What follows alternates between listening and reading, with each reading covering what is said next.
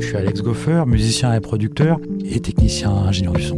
Melody Makers, le podcast qui décortique, analyse, épluche la musique. Melody Makers. Aujourd'hui, je suis chez Translab, studio spécialisé en mastering, dans lequel Alex Goffer travaille aujourd'hui comme ingénieur du son.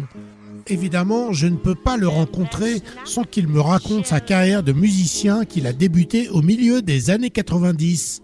Alex Goffer est l'un des fondateurs et un des acteurs de ce que l'on appellera plus tard la French Touch. Tout le monde se souvient encore de son titre The Child, désormais culte. Bonjour Alex Goffer. Alors avant de parler de tout ça, j'aimerais que tu nous précises quelle est ta culture musicale. Alors en fait, moi je suis le dernier d'une fratrie un peu importante. J'ai des frères qui sont plus âgés que moi, qui ont entre 8 et 15 ans de plus que moi. Et du coup, quand j'étais gamin, ils écoutaient la musique des années 70 et début 80. Et en plus, ils étaient, on disait pas DJ à l'époque, parce que c'était pas un mot qui existait, ils faisaient de la disco mobile. Ils animaient des soirées et ils écoutaient à la fois à la maison beaucoup de rock. Alors ça va des Pink Floyd, à Led Zeppelin, les Beatles, enfin des choses très classiques. Les gros groupes de cette époque-là, mais aussi beaucoup de disques pour faire danser.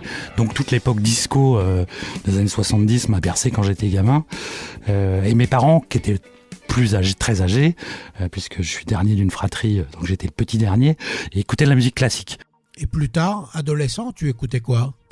C'était l'époque de la New Wave, donc le milieu des années 80. Donc il y a eu New Order, Cure, Joy Division, les Smiths, tous ces groupes dont je suis tombé fou amoureux, qui ont vraiment bercé mon adolescence.